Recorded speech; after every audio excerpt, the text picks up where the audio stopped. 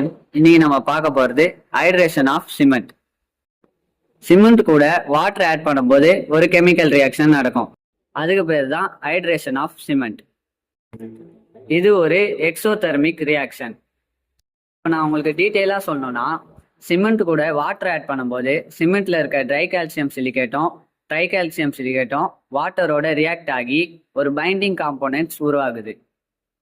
இந்த ப்ராசஸ் நடக்கும்போது heat release ஆகுது.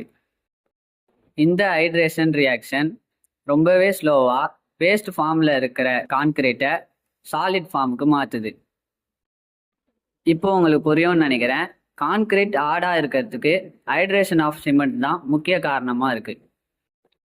அடுத்து நம்ம பார்க்க போகிறது ஸ்டேஜஸ் இன் ஹைட்ரேஷன் ப்ராசஸ். ஃபஸ்ட்டு பார்க்க போகிறது இனிஷியல் ஸ்டேஜ். இதில் வாட்டரோட சிமெண்ட் பார்ட்டிகல்ஸ் மிக்ஸ் ஆகும்போது ஹீட் ரிலீஸ் ரொம்பவே அதிகமாக இருக்கும். அடுத்து பார்க்க போகிறது டார்மன்ட் பீரியட். இது ஒரு 2 to 4 hours வரைக்கும் நடக்கும். இந்த டைமில் கான்கிரீட் ஒர்க்கபிள் கண்டிஷனில் தான் இருக்கும். அடுத்த ஸ்டேஜ் ஆக்சலரேஷன் பீரியட். இது ஒரு 10 to 20 hours நடக்கும். இங்கே கான்கிரீட்டோட செட்டிங் ரொம்பவே ஃபாஸ்ட்டாக இருக்கும்.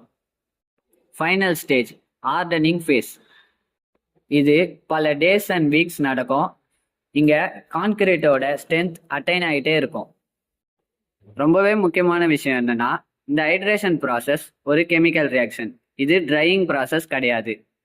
இந்த ப்ராசஸ்க்கு கண்டினியூஸ் வாட்டரிங் தேவைப்படும். அதுதான் க்யூரிங் ப்ராசஸ். நம்ம அதிகமாக க்யூரிங் பண்ணுறதுனால தான் நம்ம ஹைட்ரேஷன் ப்ராசஸில் கான்கிரீட் ஹார்ட் ஆகுது.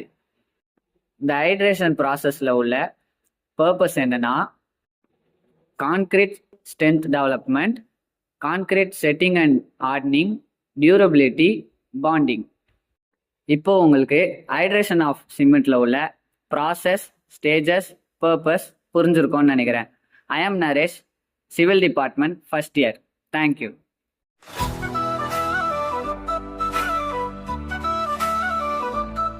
Don't